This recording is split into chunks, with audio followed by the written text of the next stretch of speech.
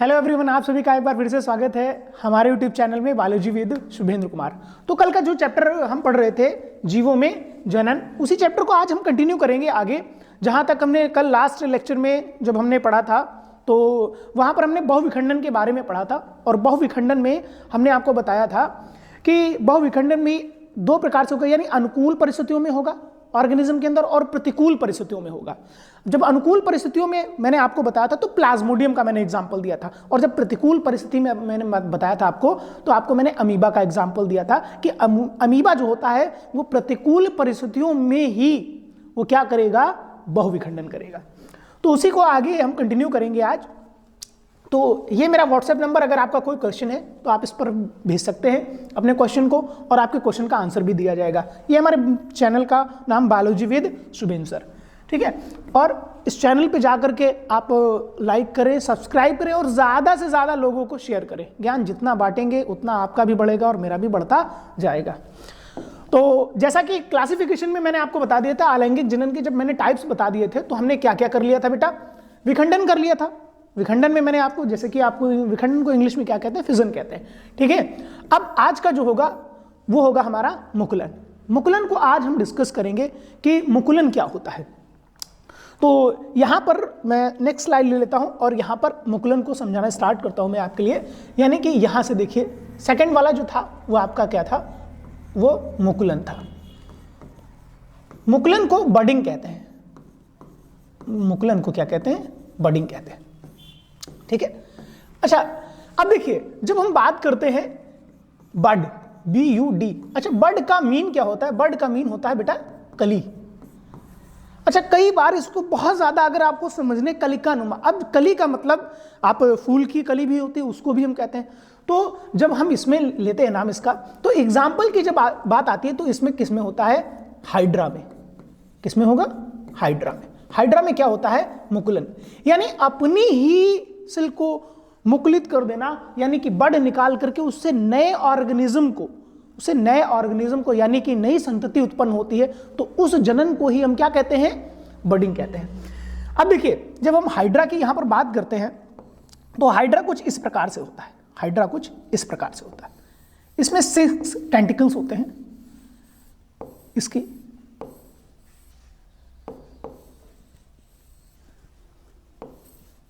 अब देखिए ये है पैरेंटल बॉडी, यानी ये जनक कोशिका है। ये क्या है, जनक कोशिका। अब जब ये पैरेंटल बॉडी है तो ये जब अपना जनन करना प्रारंभ करती है, यानी कि नई संतति का जब निर्माण करती है, तो कैसे, किस प्रकार से ये अपने बड को निकालना स्टार्ट करेगी।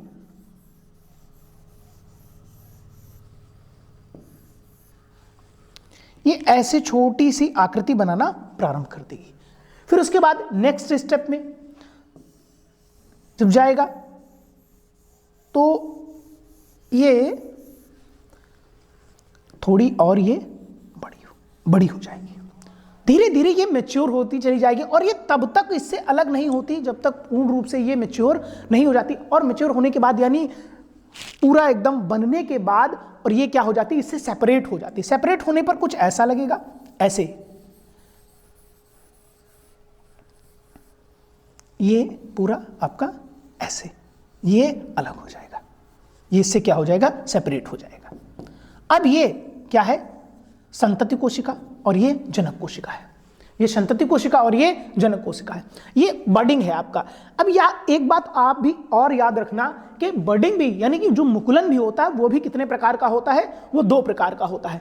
एक बाह्य मुकुलन होता है और एक आंतरिक मुकुलन होता है, ठीक है।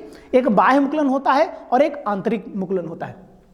जब हम बाह्य मुकुलन की बात करते हैं तो ये हाइड्रा में क्या होता है, हाइड्रा में बाह्य मुकुलन होता है। हाइड्रा और ईस्ट में जो होता है वो बाह्य मुकुलन होता है। और जब हम आंतरिक मुकुलन की बात करते हैं तो वो मार्केंशिया में होता है, ठीक है। तो यहां पर मुकुलन जो था आपका, वो मुकुलन भी मैंने आपको यहां पर समझा दिया है। अब देखिए जब ईस्ट में होता है तो ईस्ट में ऐसे, इस प्रकार से ऐसे,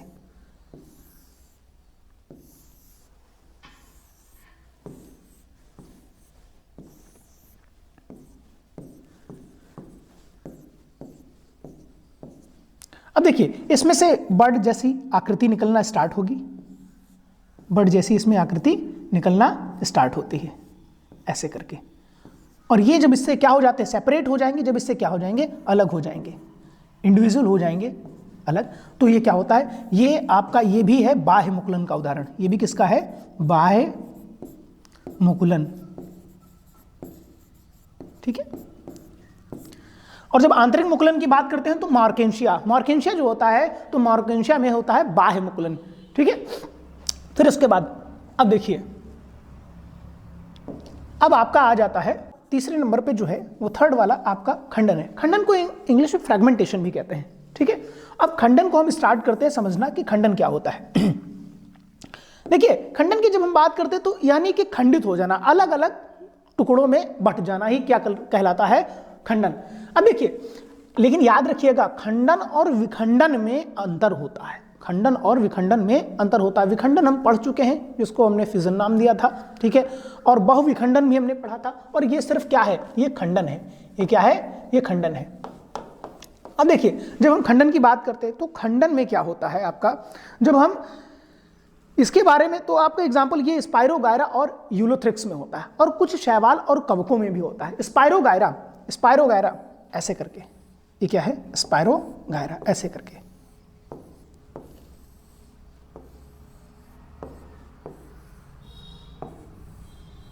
स्पाइरोगायरा यूलोथ्रिक्स में, स्पाइरोगायरा और यूलोथ्रिक्स में, वैसे ये यूलोथ्रिक्स है, स्पाइरोगायरा नहीं है। ठीक है। ये क्या है, यूलोथ्रिक्स है। अब यूलोथ्रिक्स में क्या होता है, यहां से सेपरेट हो जाएगी, यहां से, यहां से, यहां से, और ये इंडिविजुअल होकर के नई सेल का ये यानी नए यूलोथ्रिक्स या अपनी नई संतति बनाने का कार्य करते हैं। ठीक है। तो खंडन में आपका जो आ जाएगा वो स्पाइरोगायरा, यूलोथ्रिक्स, स्पाइरोगायरा,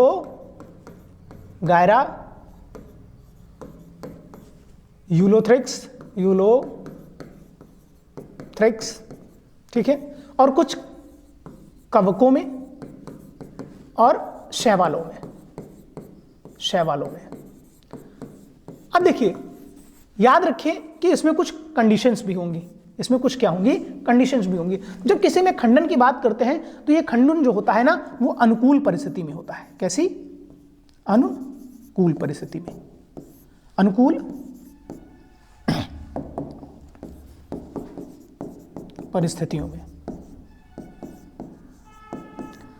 अनुकूल परिस्थिति में जो होता है वो आपका क्या होगा, वो आपका खंडन होगा। अब देखिए, लेकिन जब प्रतिकूल परिस्थितियां इनके साथ आती हैं, जब प्रतिकूल परिस्थितियां आती हैं तो ये खंडन नहीं, ये बीजाणु जनन करते हैं। ये खंडन नहीं करते, ये क्या करते हैं, ये बीजाणु जनन करते हैं। ठीक है।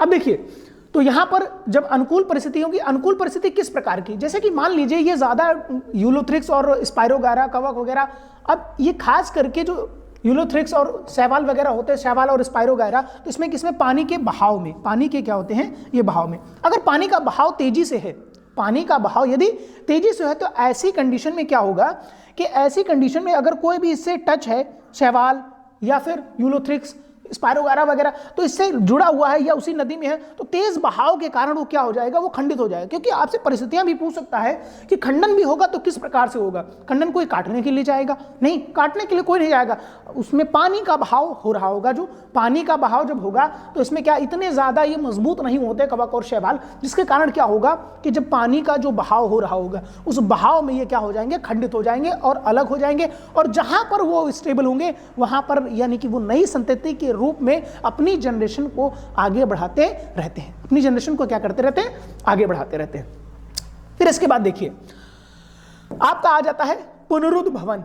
फोर्थ वाला जो आपका आ जाता है वो आ जाता है आपका पुनरुद्ध भवन, यानी इसको रीजेनरेशन भी इंग्लिश में कहते हैं। रीजेनरेशन के बाद जब आपका आएगा तो वो बीजाणु जनन, और बीजाणु जनन के बारे में मैं अभी आपको बता भी चुका हूं। देखिए, अब यहां पर पुनरुद्ध भवन यानी रीजेनरेशन की बात जब करते हैं, रीजेनरेशन की जब बात करते हैं, अब देखिए, रीजेनरेशन की जो एबिलिटी होती है, रीजेनरेट यानी अपने आप के अपने ऑर्गन्स को रीजेनरेट कर लेना, अपने आप अपने ऑर्गन्स को क्या कर लेना, रीजेनरेट कर लेना। हमारी बॉडी में भी एक ऑर्गन ऐसा होता है जिसको हम लीवर कहते हैं। हमारी बॉडी में भी एक ऐसा ऑर्गन होता है जिसको हम क्या कहते हैं, लीवर कहते हैं। ये और लीवर के पास बेस्ट रीजेनरेशन एबिलिटी होती है। आप सोच लीजिए, अगर लीवर का इतना भी भाग बचा हुआ है, अगर इतना भी भाग बचा हुआ है, कई बार ऐसा होता है कि जैसे हेपेटाइटिस वगैरह हो जाता है, ठीक है। तो इसमें क्या हो जाता है, लिवर क्षतिग्रस्त हो जाता है, लिवर क्या हो जाता है, क्षतिग्रस्त हो जाता है। जैसे अल्कोहलिक पर्सन होते हैं, ठीक है, तो उनमें भी लिवर क्या हो जाता है, ज़्यादा डैमेज हो जाता है।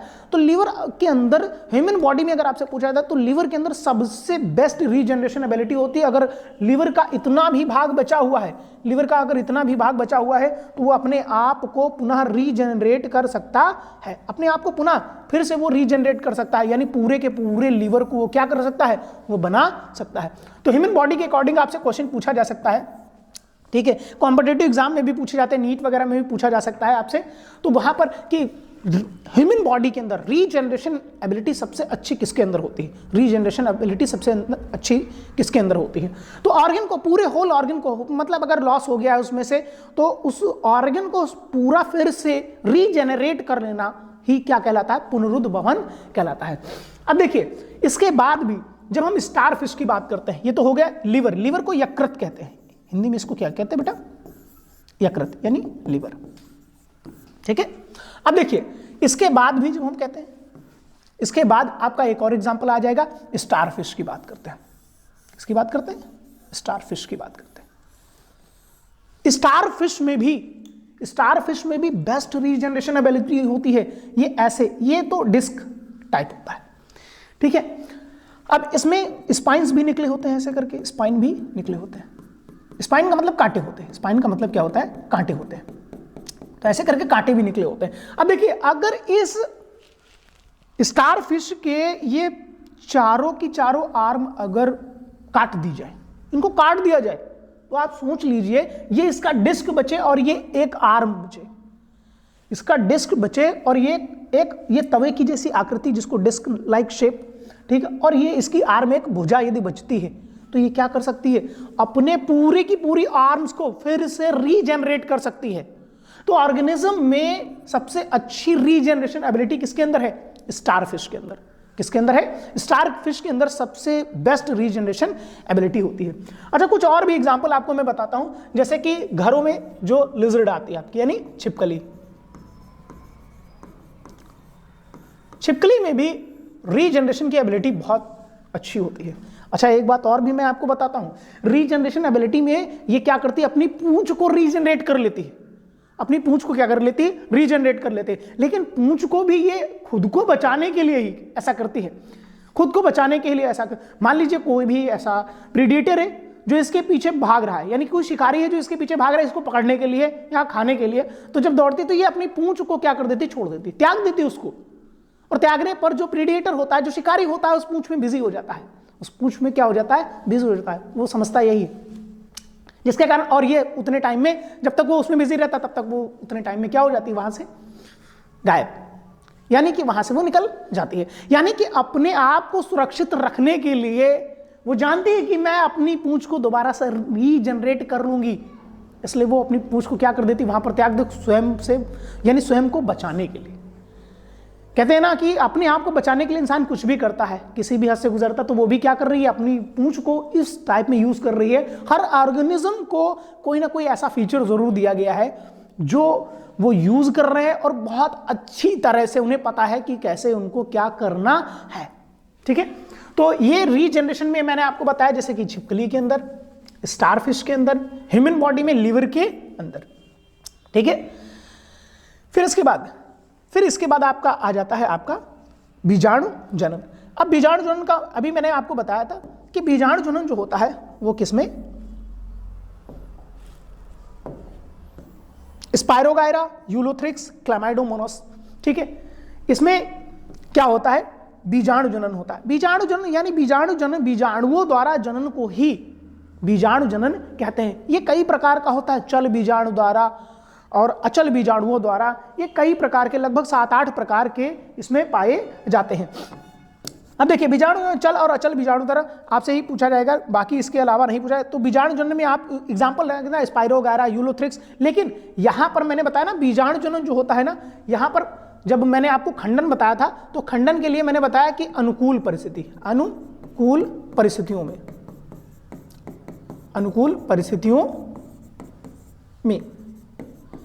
लेकिन जब मैंने आपको बताया ना बीजाणु जनन, तो ये उसी के अंदर होगा, लेकिन होगा किसमें, कुछ बैक्टीरियाज वगैरह में भी होता है, कुछ बैक्टीरियाज वगैरह में भी, प्रोटिस्ट वगैरह बैक्टीरियाज वगैरह में भी होता है।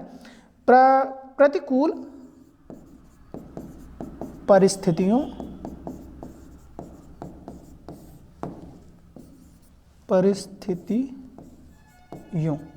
ठीक है, प्रतिकूल परिस्थितियों में।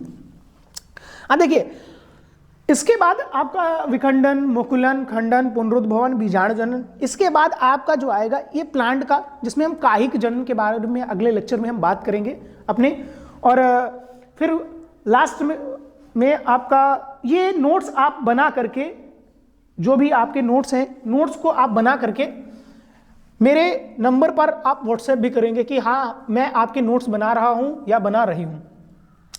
तो नोट्स बनाने के बाद मैं भी आपका देखूंगा रिव्यू कि आप कितना कार्य कर रहे हैं।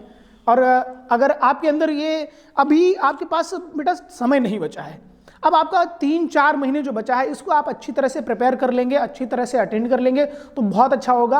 और बायोलॉजी के ऐसे कोई भी क्वेश्चन नहीं होंगे जो आप मिस कर पाएंगे। मेरे कॉन्सेप्ट आपके पढ़ने के, आपको पढ़ाने के बाद जब मैं आपको सारे कॉन्सेप्ट क्लियर करा दूंगा तब आपको लगेगा, आप 10, 15, 12, 15 लेक्चर देखिए, उसके बाद आप समझिए कि हाँ क्या करना है आपको। सारे के सारे कॉन्सेप्ट बहुत अच्छी तरह से क्लियर हो जाएंगे और सारे फंडामेंटल्स को क्लियर करूंगा मैं। तो हमारे चैनल को लाइक करें और सब्सक्राइब करें और बेल आइकन को भी प्रेस कर दें, तो जितने टाइम भी लेक्चर अपलोड होता है उतने टाइम आपको तुरंत पता चल जाएगा और तुरंत नोटिफिकेशन आप पर आ जाएगा। और ज़्यादा से ज़्यादा लोगों को क्या करें, शेयर करें। थैंक यू क्लास, आज के लिए इतना ही, और कल की क्लास में फिर से हम कायिक प्रवर्धन की बात करेंगे। Thank you so much.